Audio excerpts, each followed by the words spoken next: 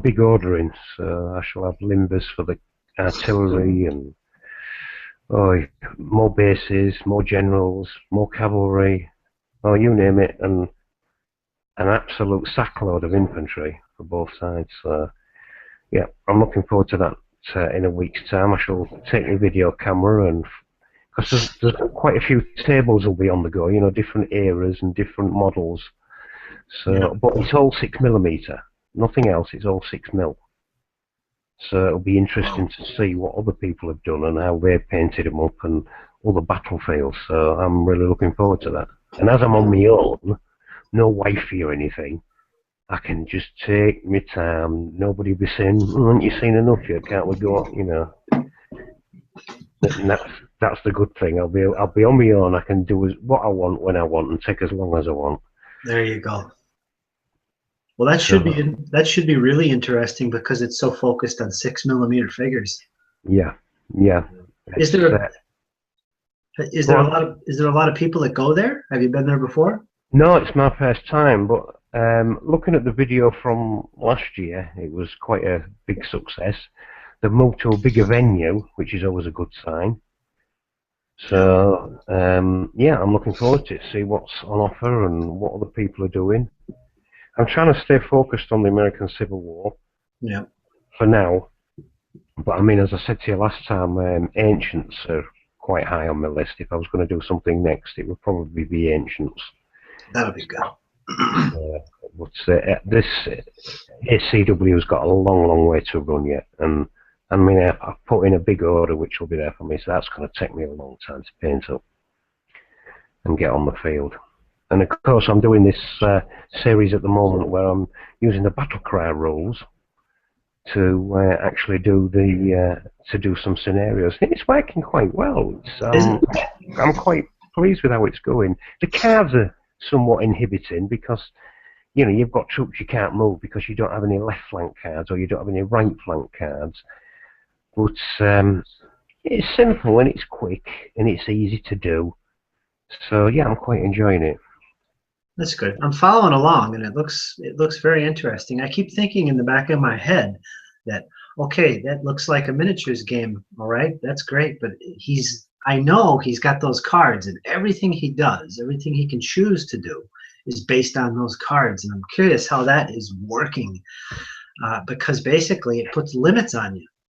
Yeah, it does. It is limiting. I think in the next time I play a game, I might dispense with the cards. And if a general, for instance, on this scenario, the Union commander only has 4 cards, which is limiting anyway, and the Rebel commander has 5. So I think in the next game, if it's something like that, if it was like that, then I shall let the commander who has 4 cards move up to 4 units anywhere on the board. And the Confederate commander who is deemed to be on this slightly better, he gets to move 5 units anywhere he wants on the board. Yeah. So dispense with the cards altogether. So the only thing left from the original battle cry game will be the blooming dice. So everything else is gone and there's just a dice left. Well, but it's enjoyable and it's quick. It's just that sometimes you haven't got the cards and it's frustrating. I think, well, what am I going to play now? There's nothing for him to move. There's nowhere for it. What am I going to play now?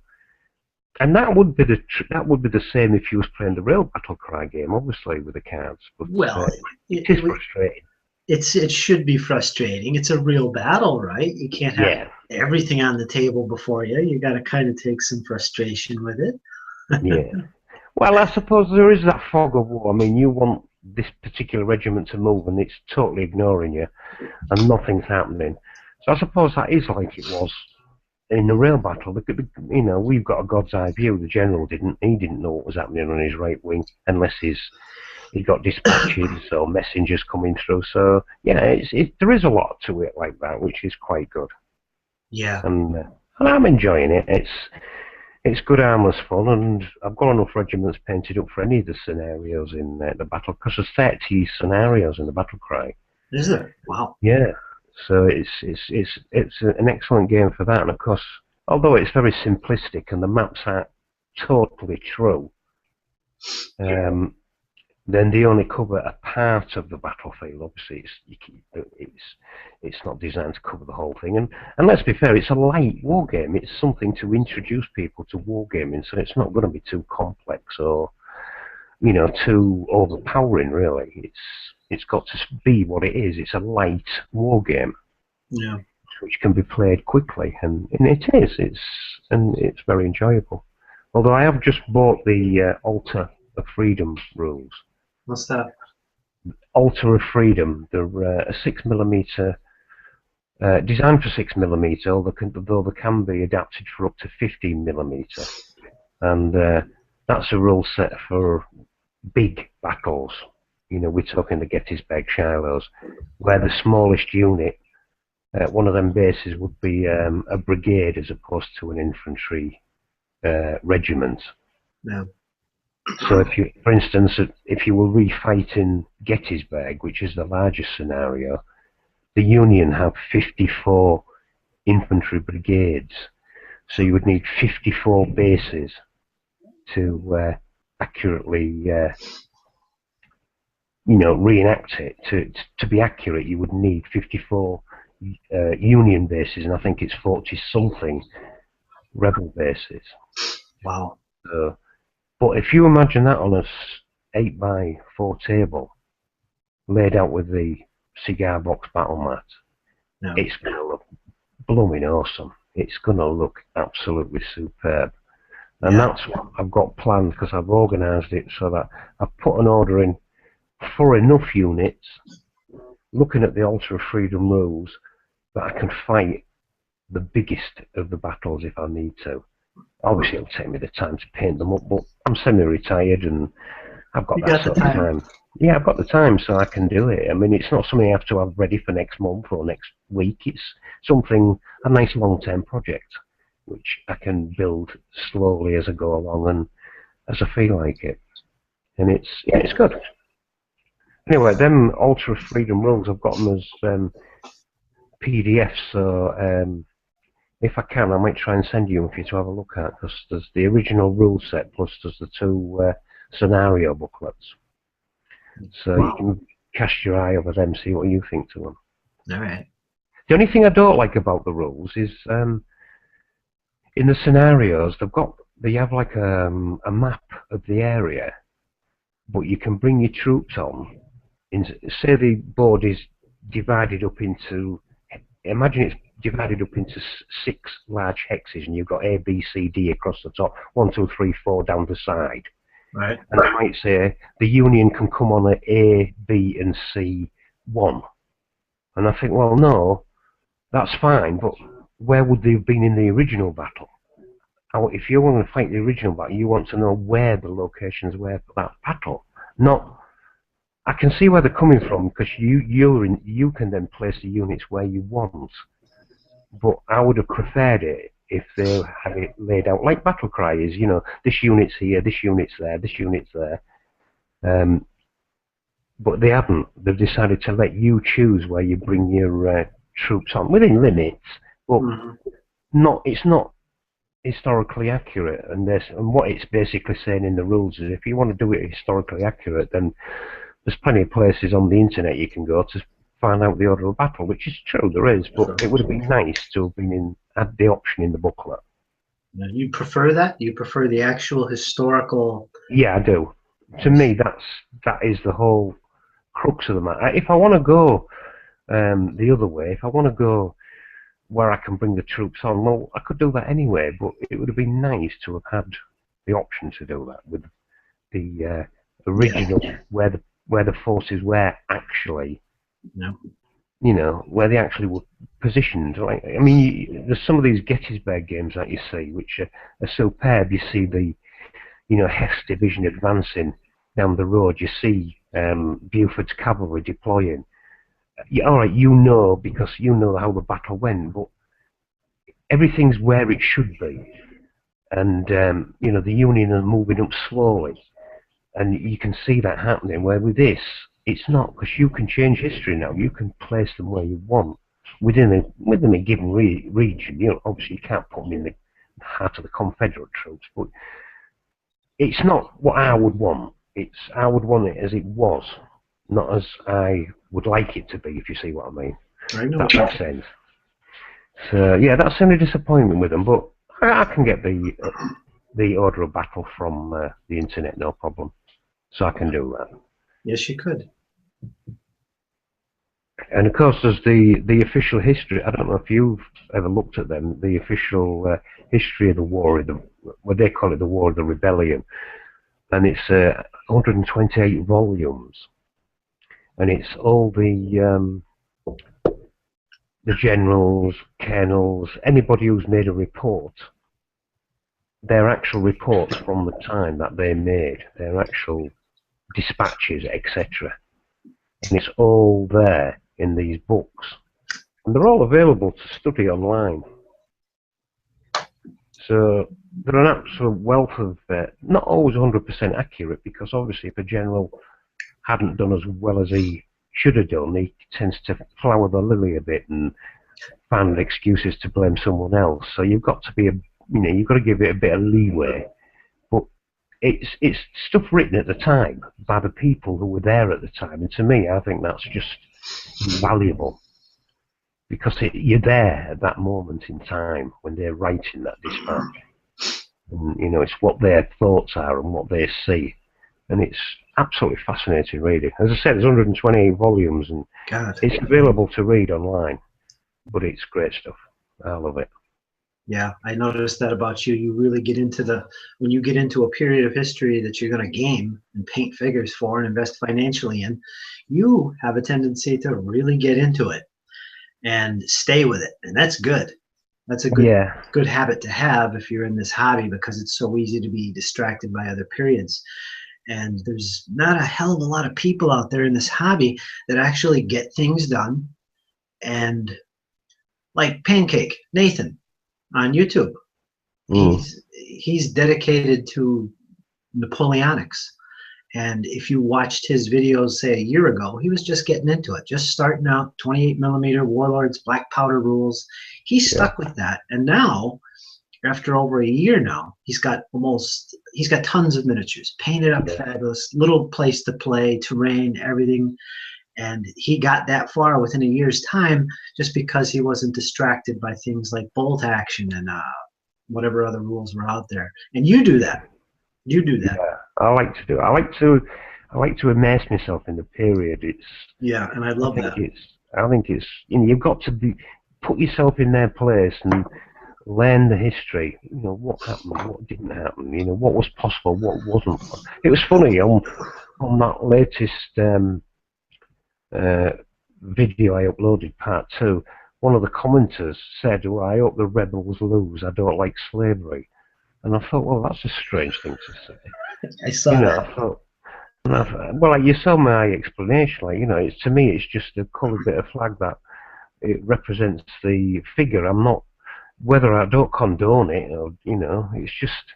That's what they had. I mean, people who play Flames of War and build an SS unit are guilty because it's an SS unit.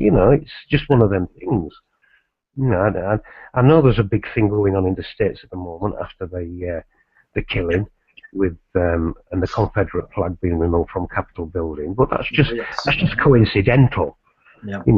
I'd started this before then, and it wouldn't have changed my opinion. It's just it's a piece of, and to be honest, Curtis, I don't think any flag, whether it be the Union Jack of Britain, whether it's the Stars and Bars, can honestly flutter and say there's never been an atrocity committed under its shadow, because there has. So I don't see it like that. I don't see it from a political point or who was right and who was wrong. It's just battle. It's just a game. Yeah. It's annoying. I agree. I was in a conversation last night with my friend on Google Hangouts, and he started bringing that up about SS units and his favorites and how he likes that and how they were, really powerful troops, SS, and started talking about that. And we got into the very same conversation. I basically told him I don't play SS units. I don't play SS companies, not for any other reason that I prefer playing here.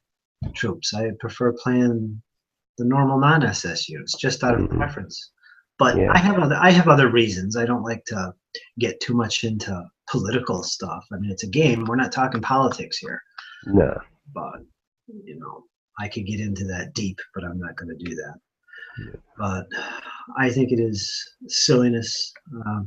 It's part of history. It's part of the research. It's part of the what we do in this hobby, historical gaming, is we read all about the history. We why they did things, what they flew as flags, what they looked like when they fought, how they formed up to fight their battles. We like to look into all that stuff, and it's all good. Somebody comes along and doesn't understand this fascination, sees, oh, you've got a rebel flag, and you're painting up, you're glorifying war and the rebellion and slavery and stuff, which is rubbish. It's absolute rubbish. Mm. I've seen that occasionally from people. Well, it's the first time I've ever experienced anybody saying anything about it, so it was quite. Yeah, I I know. was. I thought that was kind of odd myself. I saw that comment. I just left it go. But dude, Yeah. come on, lighten up. It's just Yeah. Well, he is. I mean, he is. He is. Well, I think he lives in Canada now, but he's originally from the US, so he's probably got strong thoughts on it. But I thought, come on, mate. It's just a, it's just a game. They're only six little. None of these little 6mm metal guys are going to leave any widows or orphans behind. They're not. There's not going to be another Arlington Cemetery. These boys will just go back in the box and fight the next battle. yeah. It's just a game. Like, how do you guys feel over there in England when you see with the English Civil War?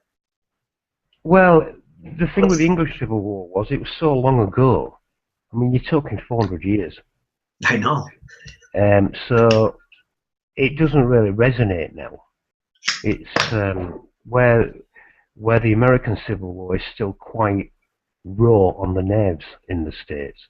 And when you think of the casualties in the US Civil War compared to the English Civil War, the English Civil War was, you could have fitted it into one battle in the US Civil War, the casualties. And so it's just mad dogs having an argument. And, so it's still raw, and of course you've still got the slavery issue, or the segregation and all that sort of stuff. So it's still quite raw in the, I can see it as being raw in the US, in their psyche. But you see, in Britain, we don't understand your gun laws, you see. We look at all these regular massacres, and they are regular. There's one every other month where some lunatic decides to shoot whoever. Yeah. And we look at in Britain, I mean, very, very, very few people have guns. There's very little gun crime. Yeah. Nobody has guns in the house. And the police don't even carry guns.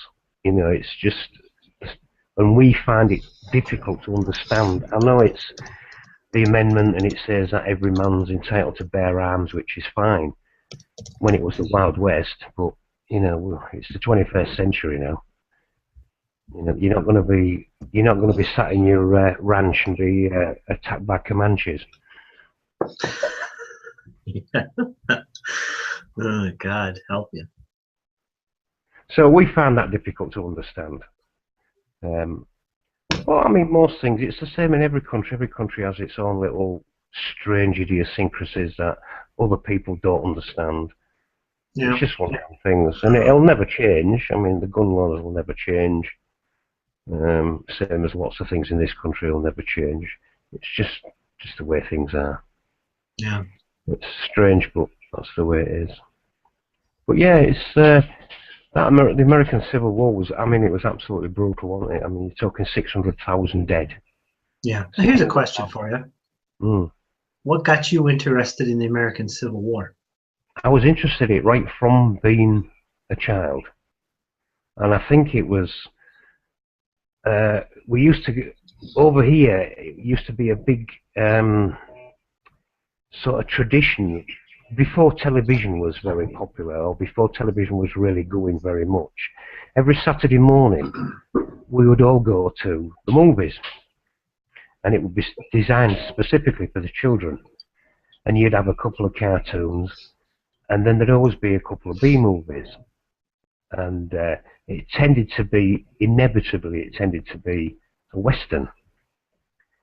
And I first saw, I can't remember the name, was it Gun? It was about a cannon that the South had to get to the top of this mountain, basically.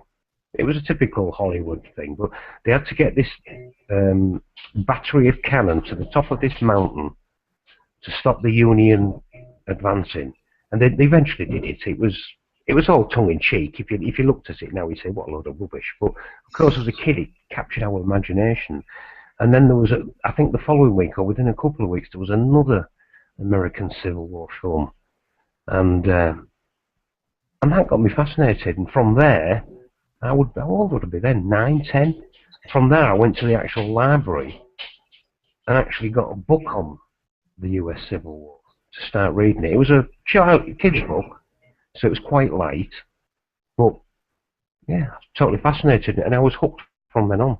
So I've always been fascinated by, but then again, I've always been fascinated by U.S. history, right from, the beginning, the first colonists, the problems they had, how they was left on their own devices, how colonies were wiped out or disappeared, how it slowly spread, and then of course the opening up of the Midwest, and then eventually to the Pacific coast. So I mean, it's the birth of a continent in modern times, which is something we in Europe have no equal to. So it's just a fascinating place. And also I think it's because us Brits, a lot of you Americans, we're the same bloodline.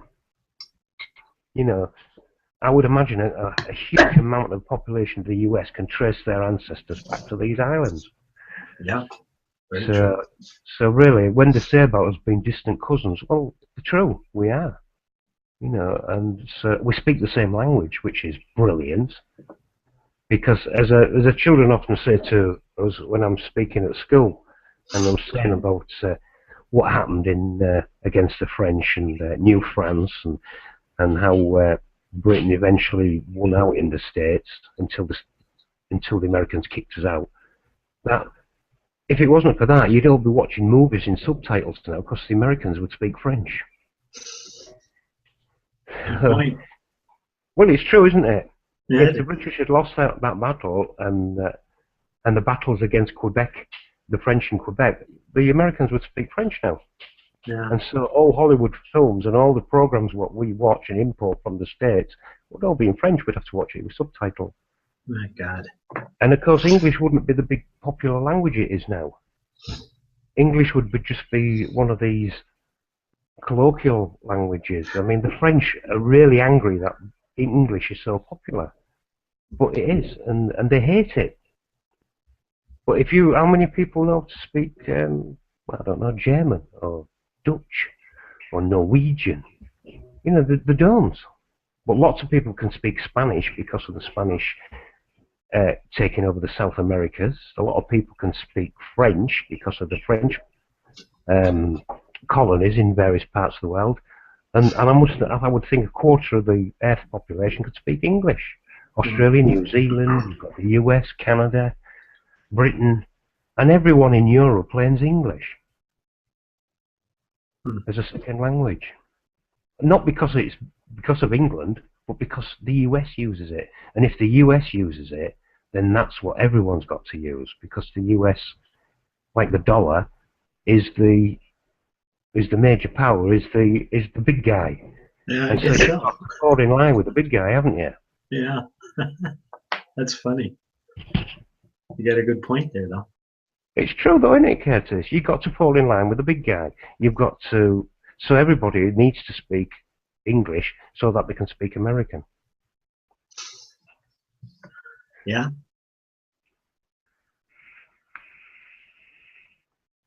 That is interesting.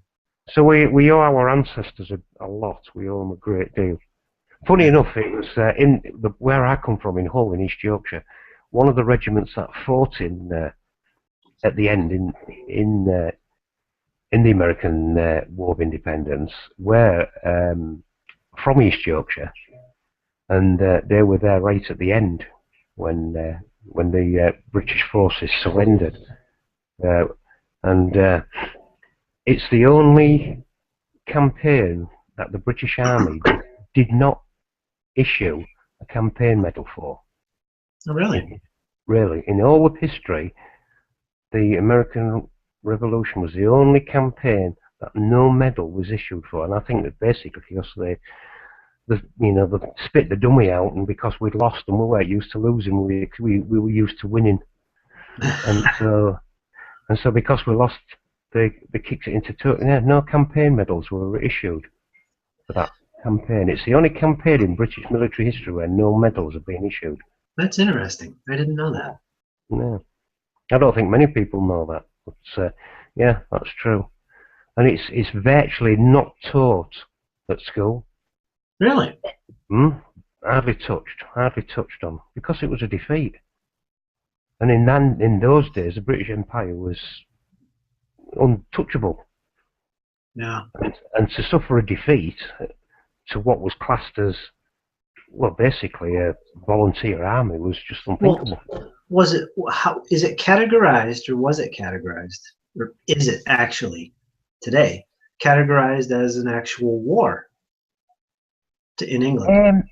I think it is, but but a lot of history isn't taught now. We get the usual 1066 Battle of Hastings and all that, and we get the Spanish Armada, and we get the First and Second World War, and we also get obviously Waterloo and Wellington. No mention of the War of American Independence. No mention at all. That's interesting, because over here in America, the American Revolution is one of the primal things that you need to learn about, because it's the founding of this nation. It's the result of the founding of the nation. That's interesting. Yeah. But I can understand why in Great Britain it would be something that was, oh, hush hush, it was, whatever. It was swept under about that aspect. It was swept under the carpet because they were beating the French, they were beating the Spanish, and they were beating somebody else, Dutch, at the same time. And so losing the colonies, it wasn't that important. That's how they saw it. It wasn't that important. It was just another set of colonies. Australia was more important. India was more important. Canada was more important. It's just, that's the way they looked at it then. Yeah, they downplayed it. Yeah, more or less downplayed it. And as somebody once said to me, well, we were beaten, but we were beaten by British anyway. So in a technical sort of way, it was kind of right. Yeah, third or fourth generation Brits beat the other Brits. So that is interesting. That's one way to see it. Yeah. A rebellion. Yeah. Which is what it was. That's actually very true. Yeah. I mean, if it hasn't been for those, those taxes and what they tried to race from the colonies, it probably would never have happened. Yeah. Certainly not then. It might have happened later when they had enough, but certainly at that time, I think it was, it was a straw that broke the camel's back on it. Oh no, enough of this. We're not paying taxes to some little island we've never been to. My grandfather may come from there, or my great-grandfather did, but I ain't got a clue. I was born in America, and it doesn't mean anything to me. Why should I pay taxes to it? That's interesting. Unlike the English Civil War, where it's right at your doorstep. Yeah, but as I say, it was so long ago. And I don't know that it doesn't really resonate down now, because the monarchy was reinstated within 20 odd years of the war ending, and it was really a war of religion. It was Catholicism against Protestants, basically, and apart from Ireland, which still has strong Protestant and Catholic factions, in England we don't. We don't give a damn what religion people do. Not anymore. Not like it was in those days, where it was taken so seriously. But the church was so powerful then, wasn't it, Curtis? The church was the be-all and end-all. And if you didn't do as you were told, you were going to go down to that, that big hot place, with the guy with the big fork and the pork tail. That's where you were going to end up. And the people believed that. Yeah. Nowadays, we don't really give a damn what religion anybody is. Yeah, I don't think we'll be seeing an English Civil War anytime soon. No, no, I don't think you'll ever see anything like that again. No, that was a well. Although there's been a couple, because I mean, the Wars of the Roses, which happened 100 years before them, was this kind of civil war. Yeah, it was a Civil War. Sure, it was. Yeah, yeah. And then there was the War of the Barons with Simon de Montfort a couple of 100 years before that, which was another kind of civil war. So we've had our fair share of civil wars. That's very true. But but apart from them, no, we don't have anything really recent. I think that's why. In fact, yesterday was the anniversary of the Battle of Britain. You know, where the RAF defeated the Luftwaffe. Because if the RAF had been defeated, obviously the coast would have been open for invasion by Hitler. Yeah. But of course, the Spitfires and Hurricanes did enough to defeat the Luftwaffe enough, so that they thought, oh, we'll give this as a bad job, and we'll give Russia a try instead. But so we celebrated that yesterday, because that was Battle of Britain Day. In fact, there were four Spitfires and 2 Hurricanes flew over Buckingham Palace in London yesterday. Oh, really? I think, yeah, it was on the news, and yeah, 6. I think it was originally going to be 7, but I think one of them had problems, so it never made it. But 6 flew over the capital, so that would have been a sight to see.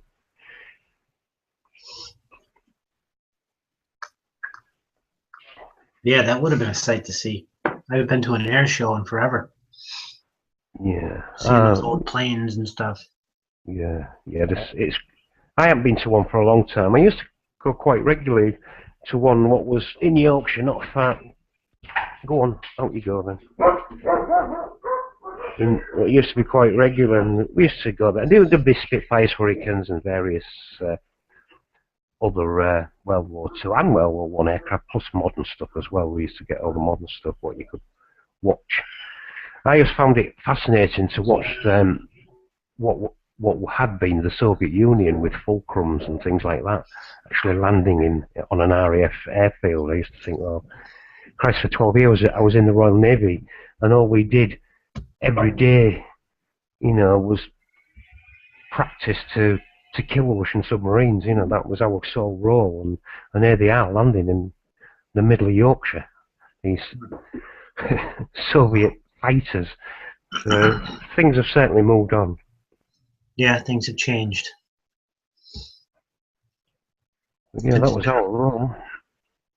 That was our role. I mean, the Americans provided the air cover, and we were supposed to get rid of the submarines. Yeah. Pretty important role. Well, it was all what we were left to do in the Royal Navy, because we just didn't have the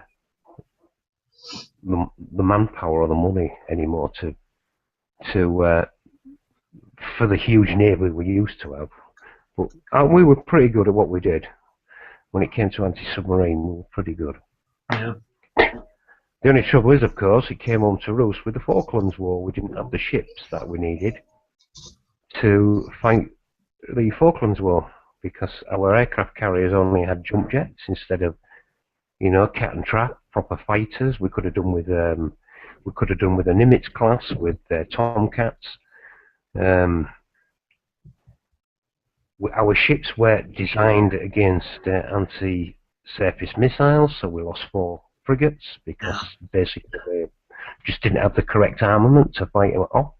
So it came home to roost. It's okay being part of a NATO fleet with American air power to protect you, but when you're on your own and that air power isn't there, all of a sudden it shows just how poor your capability is. And I think that's why the Royal Navy's now changed and started to think, well, we're not going to let that happen again.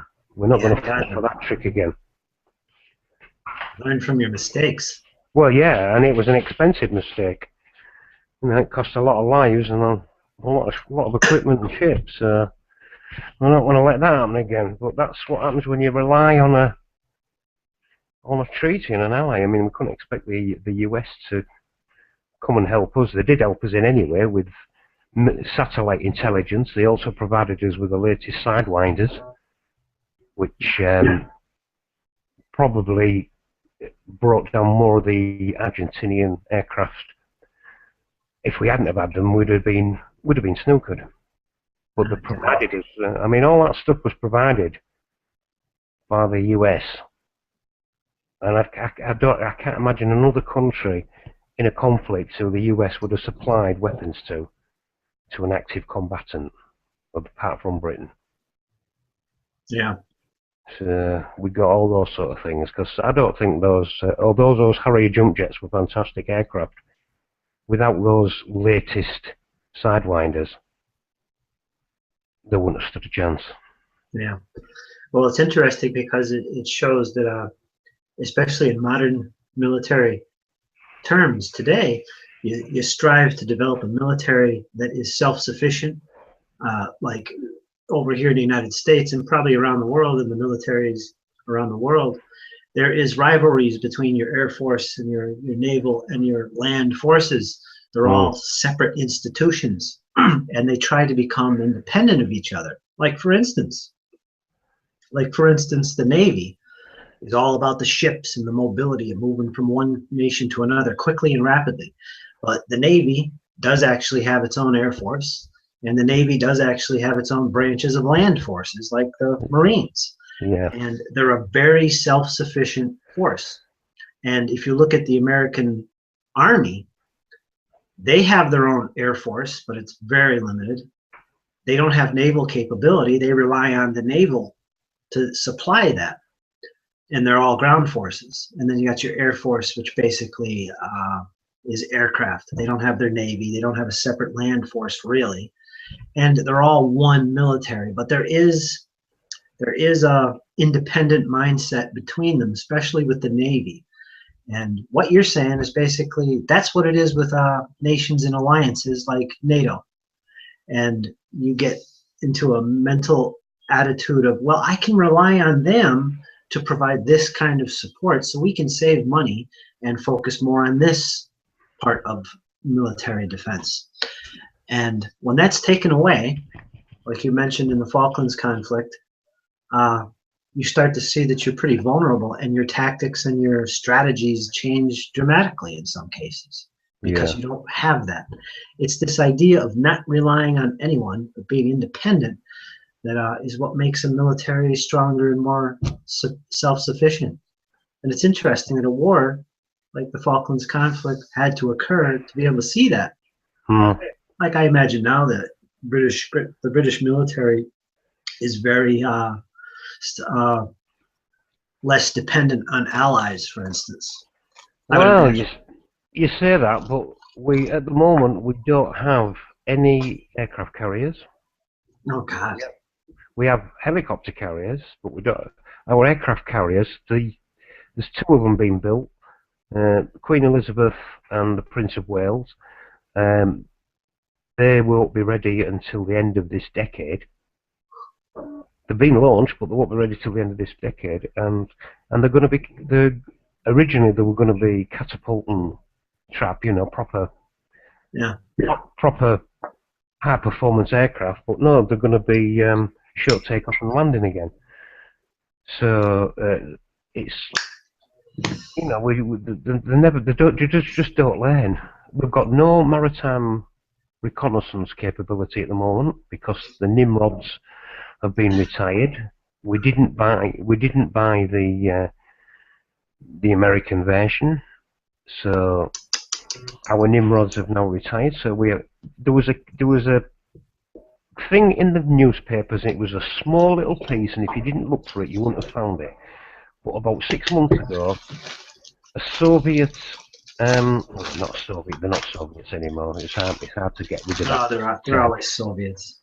Yeah, there was a Russian cruiser came into British waters off Scotland, and we had nothing nearer than our south coast, and it took 3 days for a destroyer to get to where this Russian cruiser was. Wow. Yikes. And it was inside British territorial waters for 3 days before we could get a ship anywhere near it, and now that is appalling. Yeah, it is. It's just hanging out, chilling. That's crazy. Yeah. They were just testing us to see our response. And and our response was piss poor. As simple as that. It was just poor. Because we just don't have I mean, when I was in the Royal Navy, at that time we had 50 frigates. 50. And then we were struggling to fulfill all our commitments worldwide. We now have something like 18. Wow. I mean, 18. And these aren't something you can build in 2 years, like the Second World War. These things take 7, 8 years to build. They're so complex.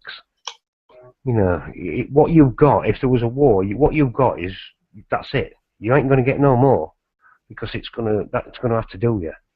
Yeah. But yeah, that's what we're down to 18 destroyers and frigates.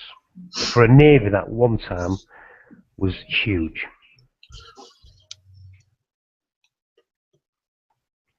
It's interesting. I mean, up until the Second World War, even the First World War, Second World War, up until the Second World War, we had by far the largest navy. Second World War saw the end of that. Obviously, we were broke after the First World War. The country was skint, and after the Second World War, we just had no more money. And of course, what had been the Empire became the Commonwealth, and all the countries were given their independence, which was fine. It saves having nasty wars of independence. Oh, wow. Very true. But I mean, we pulled back, gave everything back, and our forces have just shrunk all the time. They've just voted to go for the 2% of GDP on defence. That was voted this week, because we were under pressure from the US again, saying, look, if Europe isn't prepared to put in 2% of its GDP, why should we? Don't look on us to protect you if you're not prepared to pay for your own defence, which is right.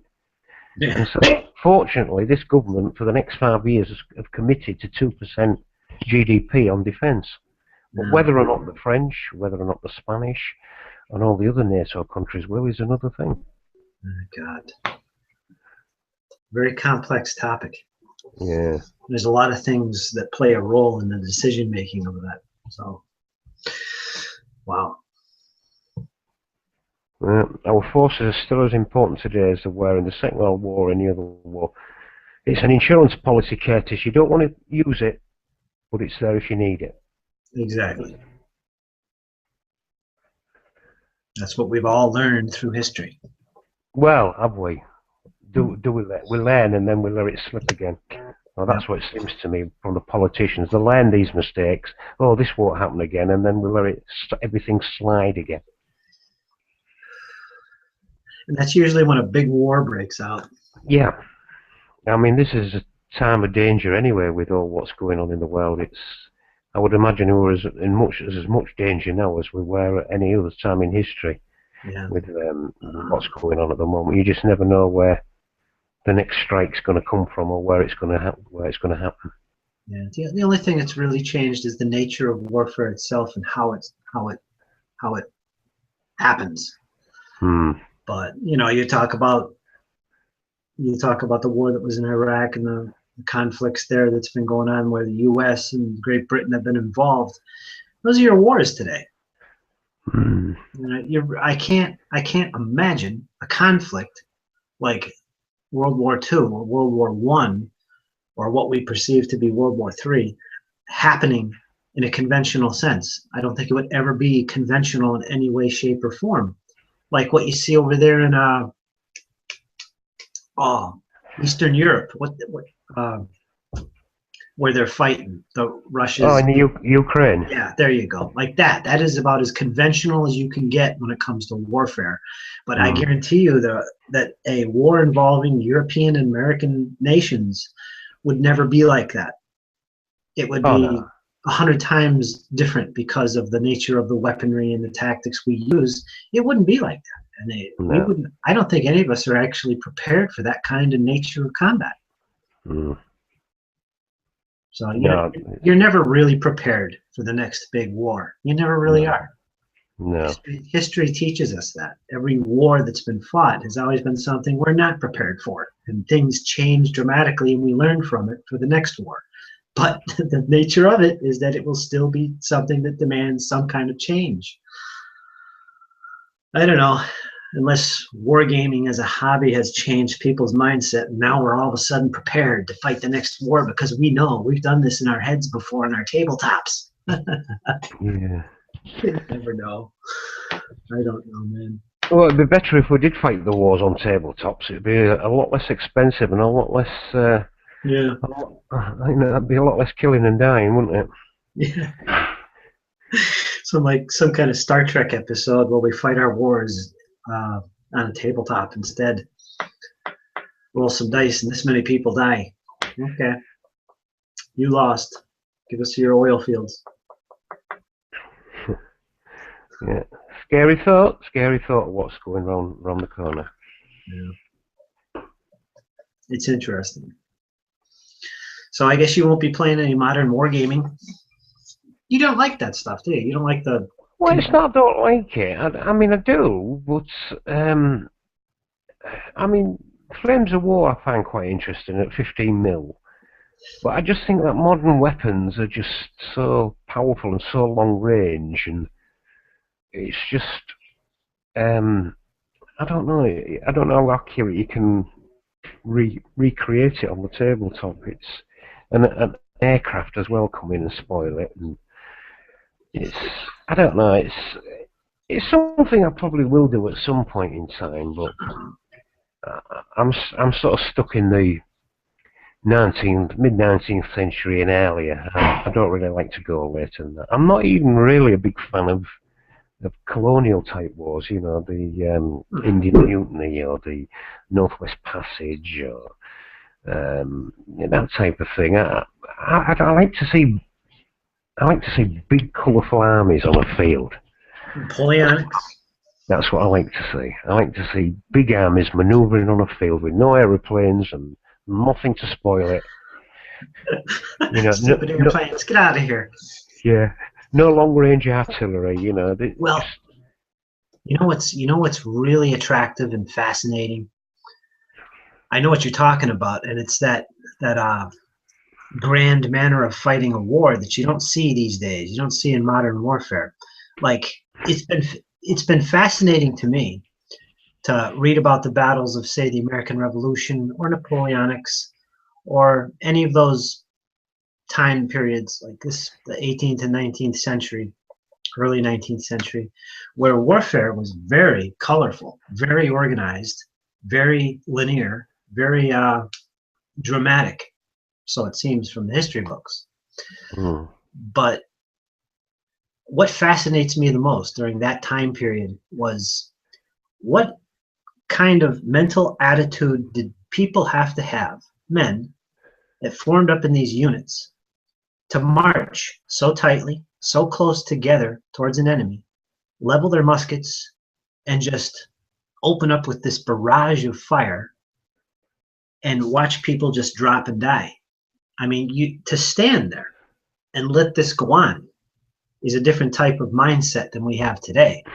We talk about, oh, that's a lot of courage. That's a lot of, they got to really be brave to do that, which is true. But I think the mindset at its core was different. If you ever saw the movie Gettysburg. Yeah, I did, yeah.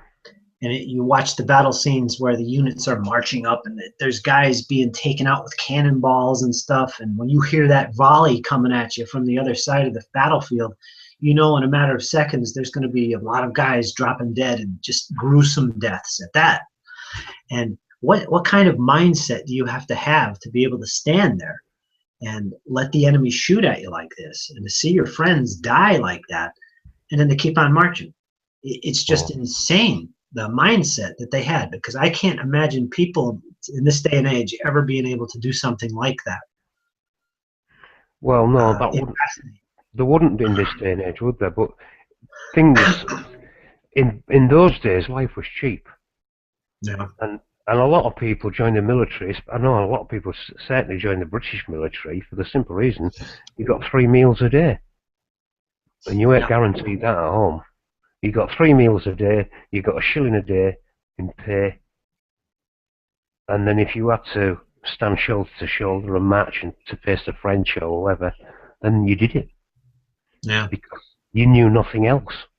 You didn't know anything else. That was, to you, that was your living, and that was your way of tomorrow's dinner or tonight's meal. And for a lot of them, it was simply, that was it. It was an easy way out. How often do they fight in battles? The chances of fighting in a battle, all right, were greater than what they are now, but the chances then, with the dozens and dozens and dozens of regiments and postings, you could go through your whole military career and never face action. Yeah. But we still guaranteed you 3 meals a day and your shilling a day in pay. You know. That's a good way to see it. You know, that's it. You know, I mean, you take your chance. You take your shilling and you take your chance. Do you end up in a nice quiet posting in some far-flung part of the empire, or do you end up on the field at Waterloo? You know, it's one of those things. That's what they did. But Yeah. what I think my point is that when you look at that time period of history, in particular, the gunpowder age, if you compare that to, say, warfare afterwards, like in the 20th century, World War II is a perfect example. You get all these documentaries and videos of battles and stuff. You see the Normandy campaign, you see the Wehrmacht and their camouflage, and guys are spread out, and it's a different mindset when you're engaging in battle because you can hide, you can take cover, it's a different mentality, survival. But back then, in that period of time, in the 18th and 17th century and all that, the attitude had to be different because we're talking about a different type of warfare. We're talking about basically marching proudly into death. No hiding, no battle for survival. Your survival was to stay together, stand up, and take the firestorm that was about to come to you, fix bayonets if necessary, and run the enemy off. But I don't know. I don't think they had the idea of trying to survive when they went into battle. I think it was all about personal honor, and much like you'd see like two guys that were going to fight a duel with pistols. You know, basically that right there is what it is. These two guys standing there toe to toe practically, leveling their pistols and shooting at one another without flinching. That was the mental attitude back then. Today, you won't see people doing that. They run for cover and shoot at each other. It's a different mentality, and that fascinates me. The psychology of warfare on the level of the individual human being on the battlefield. That's fascinating to me. But that attitude died on the fields of France in the First World War. You know, you're right. You're right. When you had guys trying to fight like that and walking into machine guns, and it didn't work, and they realised it didn't work, and that the rules and the battles were going to have to be different because you can't put men in front of machine guns. Although they continue to try for 4 solid years, but that war changed the face of battle forever. Yes, it did. You were trying to use 19th century tactics with 20th century weapons, and it just didn't work. Yeah. And that changed the mindset of it. Yeah, that started back in the Industrial Revolution. Started that. That's where that started from. All those mid-19th century wars that happened, like the Austro-Prussian War, the Franco-Prussian War, on up. Things changed. These guns were getting deadly. That's when we started to see the changes, and it wasn't until World War I and the crazy changes in society at that time as well that things changed dramatically. It was never the same after that. Yeah, the attitudes changed. Well, I think the people who were, such as me, your ordinary peasant, thought, hang on about, we knew our place, but all of a sudden we thought, no, we're not having this anymore. We've got rights and rules as well. We're no longer going to take orders from our supposedly betters. because you've just proved that you're not our betters because you've just butchered millions of men. And I think that was the change in attitudes. We thought, no, stuff this for a Skylark. We've done this for countless centuries. Times have changed. We're not doing that no more. You just got to. There's a time when the worm turns, and you think, no, I've had enough of this. We're not having this lark anymore.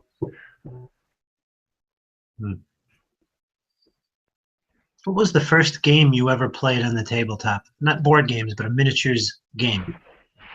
First miniatures game would be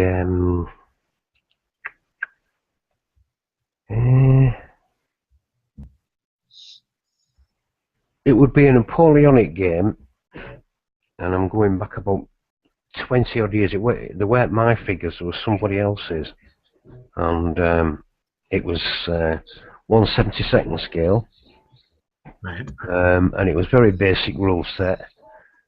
And it was, I'm trying to think, what would be more than 20 years ago, it'd be nearer 25. But, and it was enjoyable, simple rolls. I think there were a homemade set as well. I think there was a home written set of rules.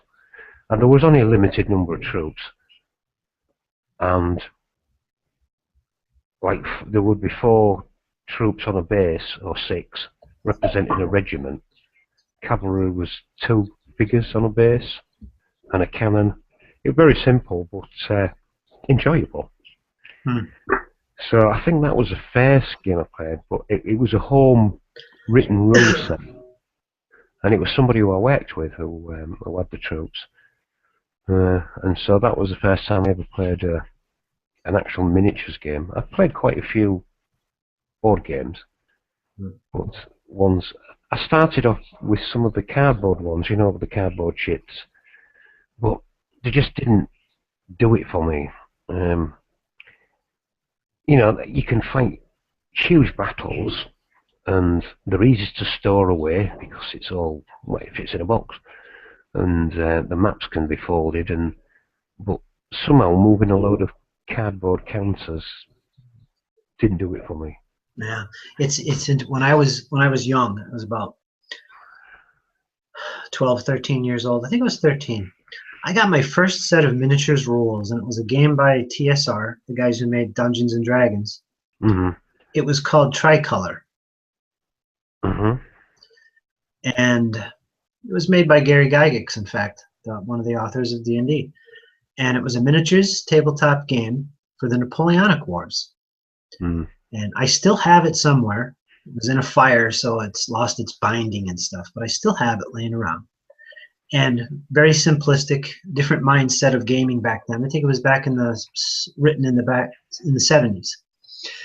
And that was my first experience. I think my mom bought me it for my 13th birthday, and I was fascinated by it. Well, look at this, I could play battles. And back then, I didn't have the miniatures, of course. No. But I built my own little couple armies for Napoleonics, and they were made out of cardboard. What I did is I made these little cardboard bases, and on white pieces of cardboard, I would draw top-down views of little soldiers, like the Shako top and the guy holding the gun like this, like he's advancing. I would draw that as if you were looking down on them, and I would just draw these guys, hundreds of them. And then what I do is I cut them out individually and glue each one on top of those other cardboard bases so that I'd have a stand of 4 guys.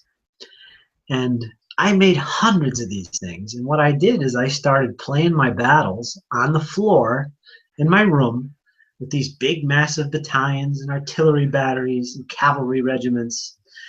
And that was my first experience with actually playing, rules-wise, a miniatures game. And I remember what I used to do is, this is fascinating. I'm going to write down what's going on here, turn by turn, like an actual battle report, like a history book. I was really into it. I'd fight a battle and write it like as if I was there, and this is my relating the tale of the battle. And that was my first experience with playing an actual miniature set, although it was with cardboard. But after that, I graduated into things like chainmail and played with little miniature toy soldiers, plastic things of knights and stuff, and the Airfix stuff eventually, and made my own rules and stuff. But I don't know, compared to what I play now, like Flames of War, where everything's painted, fancy table, big terrain, it's definitely different. But I've Yeah. always been fascinated by it. It got my Well, attention. my first, if you go back that far, my first ever troops were when it was Christmas, 6 years old, and I got some for Christmas. My mum had to. There was a local department store not far from where we lived, and she put a down payment on because it was all wooden then, a wooden Fort Laramie, and it was about I would think about 18 inches, 18 inches square.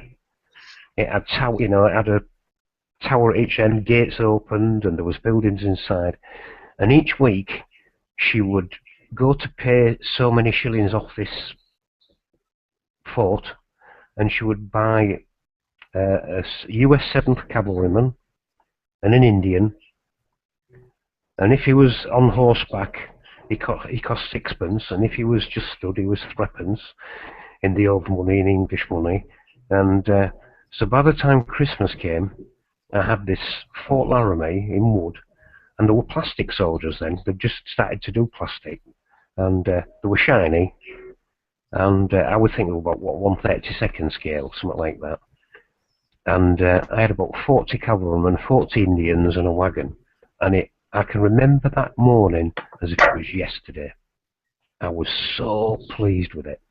And I must have played with that so much that there can't have been hardly any paint left on them figures by the time I'd finished. But yeah, that was my first miniatures. And that was something else. And I can still, and I'm 62 now, and I can remember that as if it was yesterday. I was 6 years old when I got those. Life I changing. remember my mother told me years later, she said it was the best thing I ever did buy, and that's how I learnt the story about how it was a down payment, because I thought the big bloke in a red suit had brought it. Ah, Yeah, of course it was. She'd done it, paid for it on the weekly, and added to it as started in the summer, and of course at Christmas I got to get it. Lovely, great story, and my first ever figures. So they were, and I also remember at the same time we used to get the American, the American pulp comics, um, not the like weird stories and amazing stories and stuff yeah. like that, American comic books. And I always remember at the back there was always an advertisement, and there would be soldiers, and there would be, I don't know, there might be the American Civil War. You'd get the Confederates on one side and the Union, and the next week it would be the American War of Independence, and you would get the colonial troops and you get the British troops. Yep. And there were so many dollars a set, and I used to say to Mum, "Can I have a set?" And she said, "Well, how am I supposed to get them from America?" I mean, long before the days of the internet and things like that, where now it's simple, but then, of course, it was impossible to get something like that from the States. But I was desperate for something like that. Nothing like that available in this country. And I used to look longingly at these soldiers on the inside the back cover, usually inside the back cover Yep. on those magazines. And there wouldn't be a huge price. It'd probably something like $10 or $12, which was probably a lot of money in them days. But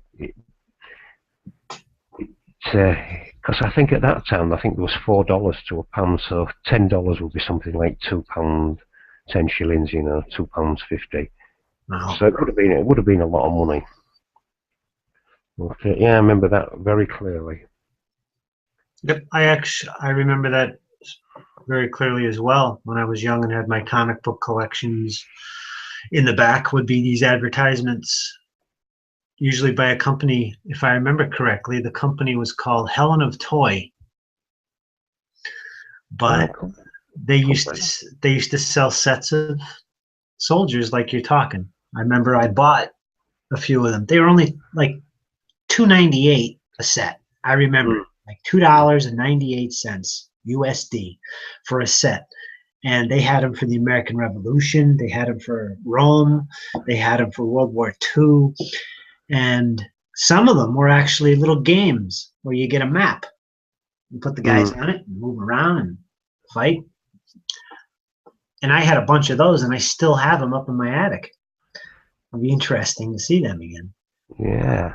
I remember, you might remember this too. I think there was a company, I think it was Atlantic, that made the plastic HO scale figures for the Old West, like they had 7th Cavalry versus the Apaches or whatever. Yeah, I think I do remember that. They also had a lot of World War II ones, like one was called Stalingrad, and it was a big box, you know?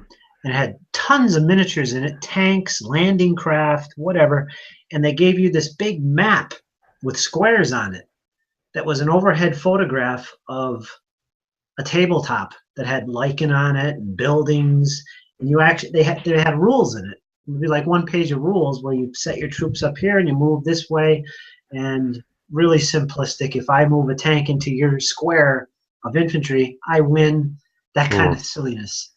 But they used to make them. Maybe you remember that, but I used to buy them up like nobody's business. I loved that stuff. I think it was Atlantic that made them. Yeah, I seem to remember them. Yeah, because I think you can still get them now and again on eBay. Yeah, I never thought of that. Yeah, I'd have to look that up and see. I think that's where I first saw them, and the wear sets like that. And they were, because I thought, they would have been ideal as a kid to get something like that. They would have been perfect. I had them. The original battle cry that you're playing, I had that. It was a totally different game back then. It was a big, large-scale map of the United States. It had all the major cities were represented by circles that were connected by lines, and the armies were represented by little infantry, cannons, and cavalrymen. And you basically move these armies of whatever they were, say 1 cannon, 2 infantry, and a cav. You move them along the cities until you met up with an enemy army, and then kind of Risk-like, the game Risk, you fought your battles, and it was like, okay, 2 cannon kills 1 infantry, 1 of this equals this, that kind of thing. Very simple. And I remember I had that. I lost it now. I don't have it anymore. But that I saw that on eBay, the original Battle Cry, and I love that game. That was fun for back then. Yeah. Well, that's it. But when you're a child, that's all you want. You don't want anything complex. I mean, I can remember going into a library and first seeing a book on wargaming and thinking, God, grown-ups play with soldiers. I was absolutely amazed that grown-ups play with soldiers and someone's written a book about it. And I was totally fascinated, I got the book and read it, and I don't think it was Donald Featherson. I think it was before his time. Yeah. Because it would have been about mid-60s when I was reading it, so it could have been him, but it would have been very early if it was him. But certainly somebody had written the book, and I saw it in the library and got it, and totally fascinated by it. And all of a sudden, all those little 00 scale airfix soldiers now had a rule set, so it was fantastic. Yeah. One of those sets, those army sets that came in the comic books, one of them I remember was an interesting type of game, and it was the one with the Romans.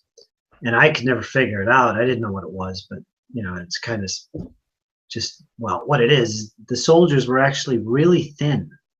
They were, so they'd fall over easily. But if you lined them up properly and knocked one over, they'd all fall down. And in this set came these little catapults, little plastic catapults that actually worked. And it was like this big, and it would set like this. And you take your finger and you pull down the cup that shoots the rock. You pull it down with your finger, and you put a little plastic ball in it, and it would fit. And then you let go, and it would shoot the ball into the other units and knock all these units down. And that's what it came with. It was kind of like an H.G. Wells Little Wars type of thing where you shoot matchstick cannons at your units and they'd fall over. that's what it was. It came with that. And that was ridiculous. Yeah. So I figured that out after having the set and looking at it and said, this must be kind of like a game. So I set them up and positioned my catapults after laying out my soldiers. Shoot the little ball and it would bounce and roll and knock over a bunch of guys, and then the other guy would do it. That was classic wargaming, man. Well, that's something that's something that appeals to the kid in us, isn't it? I mean, when you actually get to fire a catapult, I mean, what can be better than that? Oh God, I had a set of miniatures rules for naval warfare that was about turn of the century ironclads, where you all these crazy wacky ships with powerful guns. This ship was too heavy and would sink, that kind of thing. It was historical. And the way it handled shooting was fantastic. When you shot at an enemy ship, you'd have to stand about 15 feet away from a dartboard. And on that dartboard was this scaled view of the ship. And it had compartments in it, like here's the gun, here's the aft gun, the conning tower, the sides of the ship, and you threw darts at it. And whatever part you actually hit is what you actually hit in the game, or if you missed entirely. And the thing is that this was actually trying to be realistic in the sense that, this is how inaccurate it was in naval combat back then. If you were at close range, you could stand closer. But it used darts, throw darts at these little pictures of the enemy ship. Pretty interesting. Yeah, definitely something different. I don't think my mother would have been so pleased if there was a wall full of holes. I thought it was pretty good. I liked the idea. I don't think I ever played it, but yeah, it was neat. Right, well, I'm going to have to go, Curtis. Okay, dude. It's been a good chat again. All right. Certainly interesting. We've discussed a fair few things tonight, I think. We did. Politics, defence, we've discussed miniature wargaming, we've discussed history, about everything there is, yeah. Psychology of warfare. Yeah. Good topics. Certainly not a lot we've missed out, I don't think. No. We'll think of something good for next time. Yeah. All right, my friend, you take it easy. I'll upload this video. All right then, Curtis. All right. And you take care, buddy, and we'll speak again soon, mate. All right, I'll look forward to your next installment of your 6mm battle. Well, I'll do that after I've been to Sheffield, so you can see what I've got. All right, buddy. All right, take care. mate. Right, bye now.